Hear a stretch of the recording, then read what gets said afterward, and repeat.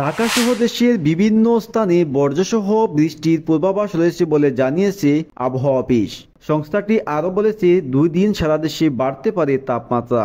সোমবার সকালে আবহাওয়াবিদ হাফিজুর রহমান স্বাক্ষর করা এক বিজ্ঞপ্তিতে এসব তথ্য জানানো হয়েছে। এতে বলা হয়, মৌসুমের স্বাভাবিক লঘুচাপ দক্ষিণ বঙ্গোপসাগরে অবস্থান করছে।